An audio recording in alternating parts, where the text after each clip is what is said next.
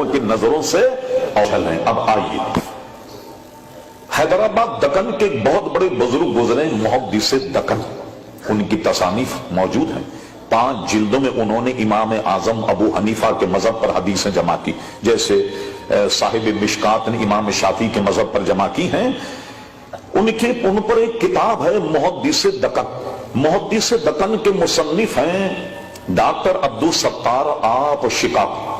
یہ ذکر کرتے ہیں، یہ غور کیجئے باطنی نظام کیا ہے جس کو ہم روحانیت یا طریقت کہتے ہیں۔ اورنگزیب عالمگیر نے حیدرآباد دکن پر حملہ کر کے حیدرآباد کو فتح کیوں کیا؟ حالانکہ مسلم حکمراں تھا قلی قطب الدین، اس کا ایک وزیر تھا جس کا نام تھا ابو الحسن، عرف تھا اس کا تانع شاہ۔ یہ تذکرے محدث دکن میں واقعہ موجود۔ اس نے کیا کیا، اس کا ایک ہندو وزیر کوئی مسلمان آن کر کے دیکھا کہ کنواں ہے، نماز کا وقت ہے، اس نے کنویں پہ وضو کر لیا۔ ملازم ہندو وزیر کو کہا کہ لو مسلمان نے تمہارا کنواں جو ہے وہ اچھوت کر دیا۔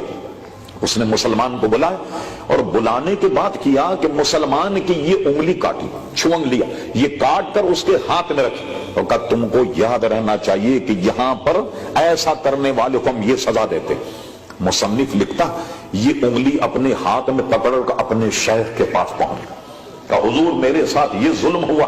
کس نے کیا؟ وہ کہا تانع شاہ کی حکومت میں ہوا، ایک وزیر ہندو۔ انہوں نے کہا ٹھیک، بیٹھ جاؤ تم سامنے، آنکھ بند کر لو، جب تم آنکھ بند کرو تو میں تمہیں دھکا دوں گا۔ یہ دیکھیے روحانیت میں طاقت کیا ہے۔ میں تمہیں جب دھکا دوں گا، جب تمہاری آنکھ کھلے گی تو دیکھو کہ سامنے اورنگزیب عالمگیر بیٹھا ہوا عدالت چلا رہا ہو، اور تم یہ پیش کر دینا کہ میرے ساتھ یہ ظلم ہوا۔ حیدرآباد دکن کے علاقے میں، جس وقت شاید اس کا نام حیدرآباد دکن بھی نہ، جناب پیر صاحب کے سامنے بیٹھ گئے، انہوں نے اس کو دھکا دیا۔ دھکا دینے کا جب آنکھ کھلی، اللہ اکبر، اورنگزیب عالمگیر اپنی کرسی پر جلوگر ہے اور یہ فریاد لے کر پہنچ حضور میرے ساتھ یہ ظلم ہوا۔ اورنگزیب عالمگیر نے فوجیں تیار کہ ایک مسلمان ستانے پر، آج گلی گلی یہ ظلم ہو رہا ہے، آج تو ایک دوسرے کو مار دینا کوئی بہت معمولی قسم کی بات۔ اورنگزیب نے ایک مسلمان پر یہ ظلم، اس کو برداشت نہیں کیا اور پہنچ گیا۔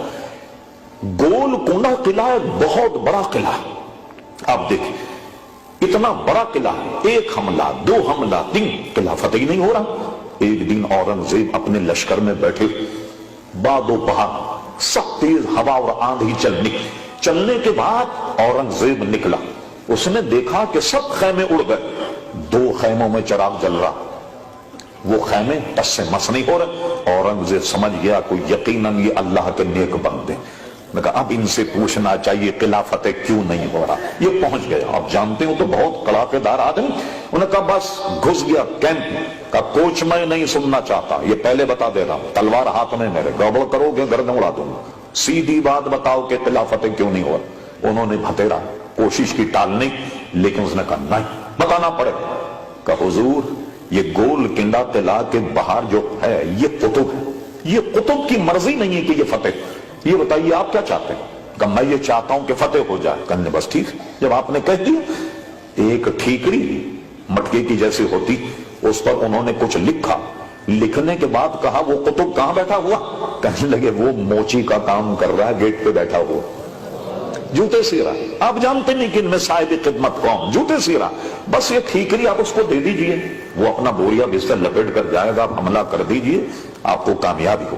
لیجئے صاحب، وہ ٹھیکری بھیجی گئی، جو بیچارہ موچی کا کام کر رہا تھا بیٹھا، اس نے اپنا بوریا بستر سمیٹا، لپیٹا، کہنے لگے چلو بھائی، وہاں سے چل نکلا۔ نکلنے کے بعد اورنگزیب جب حملہ کیا، گولکنڈہ قلعہ فتح ہو گیا، مگر یہ دونوں حضرات پھر مردہ پائے گئے، اس لیے کہ ان کا راز افشاں ہو گیا۔ تو اب یہ دونوں صاحبان جو تھے قدرتی طور پر اپنے کیمپ میں مردہ پائے گئے۔ ایک کا نام تھا یوسف صاحب، ایک کا نام تھا شریف صاحب۔ حیدرآباد دکن شہر میں نام پلی اسٹیشن ہے، بہت بڑا ریل، ان کے ریلوے اسٹیشن کے سامنے آج بھی ان کا مزار ہے، دونوں کا بنا ہوا، جہاں دنیا جا کر کے حاضری دیتی۔ تو آپ نے دیکھا یہ باطنی نظام چلانے والے کیسے، اللہ اکبر۔ مگر یہ ساری چیزیں کب ہوں گی؟ سب سے پہلی سیڑھی ہے شریعت، اور شریعت کے بال کامل شیخ کی طلاق۔ جب آدمی کامل شیخ، یہ کھا اپنے حضور غوث پاک رضی اللہ عنہ، پورے علوم پڑھنے کے بعد کامل شیخ کی تلاش میں نکل گئے. حضور خواجہ غریب نواز 20 سال تک اپنے شیخ کی خدمت میں رہے, ان کے جوتے سیدھے کرتے رہے, بوریاں بستر سارا زادرہ اپنے سر پر اٹھائے چلتے رہے. جتنے بھی اولیاء مشائخ ایک سیاحی کیا کرتے, بڑے بڑے جنگلوں ملکی خاک چھان کر کے کامل شیخ تلاش کیا کرتے تھے عزیزان گرامی, تاکہ ان کا